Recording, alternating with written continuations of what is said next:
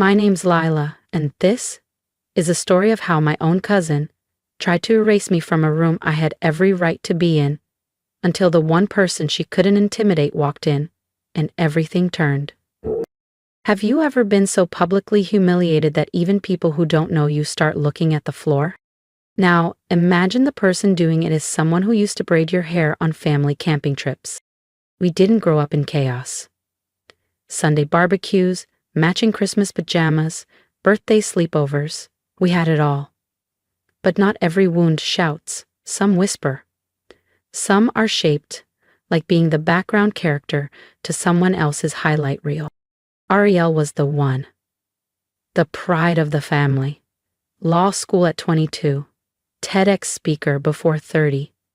By 32, she was head of PR at a billion-dollar tech firm, Vernie. And she looked like a magazine cover doing it. I wasn't jealous. I was just trained to shrink next to her shine. When we were 12 and 15, I came home with a regional art award. Grandpa smiled and said, "You're getting there." Arielle laughed and said, "She painted a bird. I designed a full charity logo last month." That stung more than anything. 15 years later, I was 30 and nervous, standing in the elevator of Halston and Root, a sleek startup tucked inside a converted Brooklyn warehouse. I'd practiced my pitch, ironed my sleeves twice, and carried a copy of my portfolio I'd triple-checked for typos. I wasn't polished, but I was persistent. Self-taught in design, 10 clients from the ground up, a visual identity for a local women's shelter that caught national press. I had something real. In the waiting area, everyone looked like they'd stepped out of a New York ad. Patent heels, perfect teeth, leather briefcases. I sat on the edge of a concrete bench, neither in nor out. Then the door creaked open, and in walked Arielle. My stomach dropped. There she was, exactly as I remembered.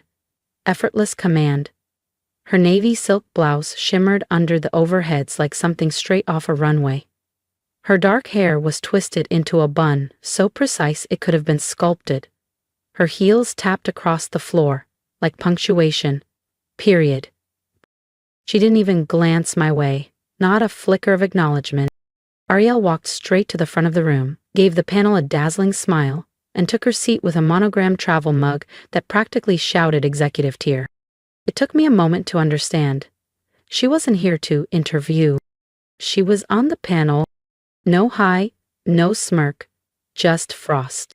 An assistant came around with a tray of coffee for the candidates, 1 cup each, a courteous, careful handoff. Until she reached me. There was a pause. A glance from Arielle, barely a shake of her head. The tray moved on. No cup for me. I didn't react. Just held my resume folder tighter across my lap, swallowed the heat rising up my neck.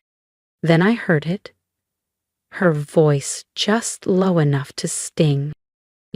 She still dresses like she lives at thrift stores. The woman beside her chuckled politely. I looked down at my blazer. One shoulder had a loose thread I'd meant to fix. It was clean. It was mine. And I wasn't 12 anymore. This wasn't our cousin's attic or whispered digs across bunk beds. This was a job I'd earned a shot at. Then the moderator called for introductions. Each candidate stood, name, credentials, polished anecdotes, Ivy Leaguers, founders. One guy mentioned his TED Talk. Then it was my turn. I stood. My name is Lila Ames. I build things that work for people who don't usually get invited to rooms like this. And for the first time that morning, Arielle looked up. I stood, walked forward, tried to keep my voice steady. Pressurized placed my resume on the table, right in front of Arielle. She didn't look at me. Not once. She skimmed it for half a second, her face unreadable, then slid it to the panelist beside her like it was a napkin. No greeting, no acknowledgement, no questions. I stayed standing, waiting. Silence. I walked back to my seat. It felt colder than before, like the cushion had absorbed the humiliation. Behind me, someone muttered, "She's in UX? Seriously?" A laugh followed, soft, cruel, could have been anyone. I didn't turn around, but I felt Arielle's smirk behind me like a blade tucked between my ribs. I'd worn this role before, not in this building, but in this dynamic. The disposable one. The girl with potential who never quite earned a seat at the grown-up table. I remembered my first paid freelance job, a community platform for a youth shelter. I'd built it from scratch. Wireframes, user flows, front end, back end. One of the proudest things I'd ever done. Over dinner once, I showed it to Arielle. She nodded once, no feedback, no warmth. A month later, her firm unveiled a platform for a political nonprofit. The layout, uncomfortably familiar. The structure, the colors, even the phrasing in the nav bar, mine. When I asked, she smiled and said, "Ideas float, Lila. Can't trademark a thought." But we both knew the truth. And now, here we were again. Greg, a panelist with designer glasses and a rehearsed smirk, leaned back in his chair. "So," he asked, "what makes you think you're ready for prime time?" I opened my mouth. But Arielle cut in. "While I was speaking at a digital equity summit in London," she said airily, "Lila was still uploading her portfolio to Canva." Scattered laughter. The old sting burned up my spine. I didn't flinch. I sat perfectly still, hands clasped, spine upright, calm. But inside, something shifted, something solid. I didn't come here to beg for a seat. I came because I had earned one. So I stood again. Without speaking, without apology, I walked out of the room. Down the hall, past the front desk, out into the Brooklyn wind. 3 blocks later, I found a narrow cafe wedged between a dry cleaner and a boarded-up record store, the kind of place that hadn't been remodeled in decades. It smelled like burnt beans and second chances. I ordered a drip I wouldn't drink and took the far corner table. My resume was still in my hand. A red stamp across the top read, "Unqualified." Not real, just something my brain printed over the truth. I opened my phone, found the resignation letter I'd drafted last week, ready to ghost the last client who believed in me. My thumb hovered. Then I deleted it. Oh, not today. A notification buzzed. It was a message from Coulter Studio. "Can you take a call today? We just saw your shelter UX case study. We're interested. If you've ever walked out of a room that tried to shrink you, or stayed quiet just long enough to come back stronger, subscribe and stay with me." The next part? It's where everything starts to shift. How did it go? My thumb hovered over the screen. I type.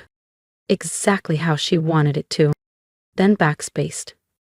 Paused, breathed, typed one word instead. Fine.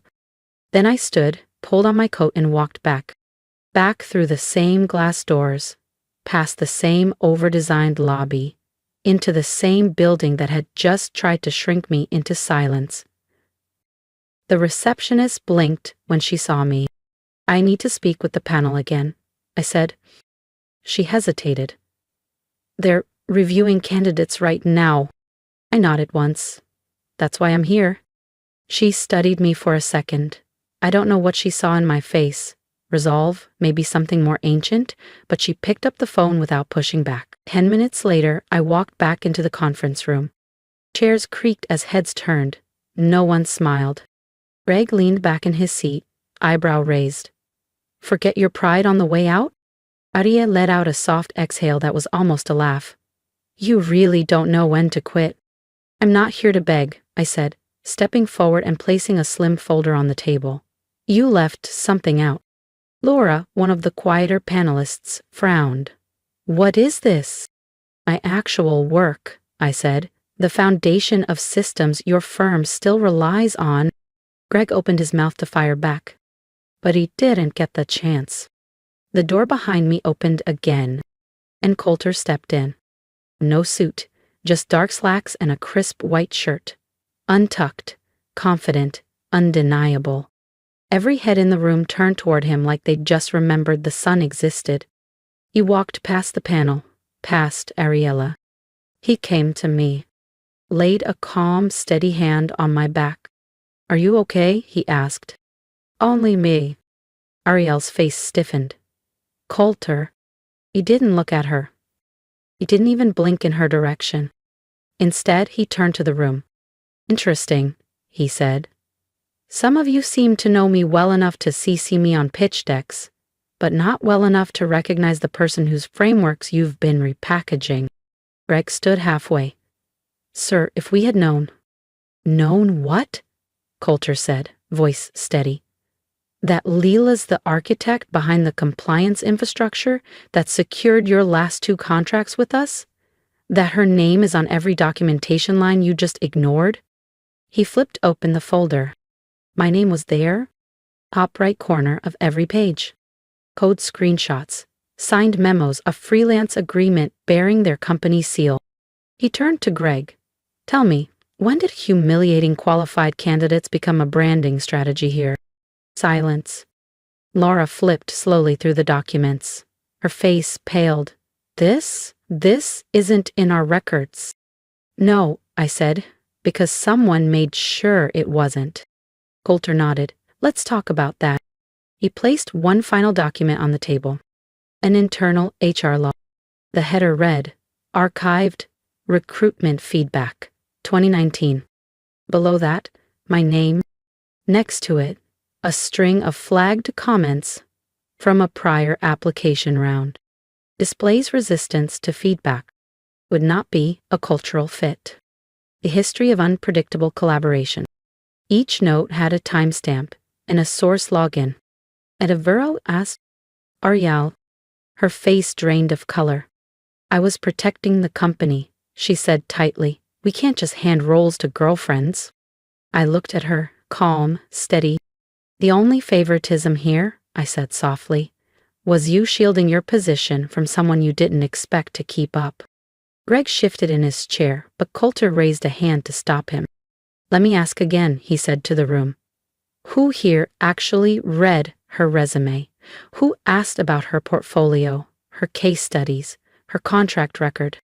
No one raised a hand. The silence was heavier than any answer.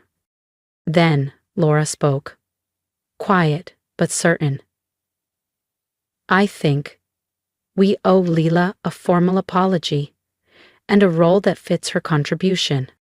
Coulter turned to me. Your call, he said. You want the corner office? I glanced toward the glass-walled suite Arielle had once presided over like a queen. It was still perfectly staged. Empty coffee mug, a whiteboard with nothing real on it. Then I shook my head. I'd rather sit near the dev team, I said, closer to where things get built. The HR director nodded, scribbling on a form. You'll be reinstated, full-time, lead strategy consultant. Arielle opened her mouth, but nothing came out. She scanned the room like someone searching for a lifeline that wasn't coming. No one met her eyes. Security was called. As she was being walked out, she turned back one last time. You really think you're better than me now, just because he picked you? I didn't blink. No, I said. I just finally stopped standing in your shadow. I moved into my new space a week later. No glass walls, no skyline view. Just a sturdy desk nestled beside the engineers, where keyboards clacked like heartbeats and ideas became real things. I found the resume they'd torn up, taped it back together, not as a trophy. It's proof. Proof that I'd been overlooked, scratched out, dismissed. And still, returned. Above it I pinned a note I'd scribbled in a notebook 3 years earlier, back when rent was late and hope felt expensive. No one sees the quiet builder until the building outlasts the storm. 2 weeks later, a young woman passed by my desk, holding her resume like it might collapse in her hands. Our eyes met. She didn't smile, but she paused. I nodded. She stepped into the room. Later, she found me. They called me back, she said, for the role you said I should apply to. Smiled. You deserve it. Her grip on the resume shifted, just slightly, but her posture straightened, shoulders back, chin lifted, just enough to see something quiet and solid settle inside her. And maybe that was the real ending. Not revenge, not titles or corner offices, but something harder to earn and far more lasting. Freedom. Freedom from silence. From waiting for permission. From dimming yourself just to make someone else comfortable. Arielle used to say I'd always be beneath her. Turns out, I just had to stop standing in her shadow. If you've made it this far, thank you. Truly. Telling this story meant reopening wounds I thought had scarred over, and maybe they had. But sometimes healing requires being witnessed, so if something in my story stirred something in you, I'd love to hear from you. Leave me a comment, not just for me, but for the next person reading, the one who hasn't found their voice yet. What would you say to someone who's been dismissed, overshadowed, or underestimated? What would you say to me, Lila, the girl who finally walked back into the room that tried to erase her? I'm not asking for sympathy, I'm asking for solidarity. And if you've ever been in that position, working quietly, loving deeply, showing up fully, only to be overlooked or made small, let me say this: you are not invisible. Your work matters. Your voice matters. You don't have to be the loudest to be strong. You don't have to be perfect to be worthy. Don't wait for someone else to tell you you're ready. Don't shrink for anyone's comfort, not even family, especially not family. The moment I stopped waiting for permission was the moment I stepped into my own power. It didn't come with applause. It came with peace. And that peace is worth everything. So if my story lit even a small spark in you, please like, comment, and subscribe. Not for me, but for the community we're building here. A space for quiet strength, real stories, and unapologetic growth. Because this isn't just my story. It's ours. Good night. Are you ready to speak?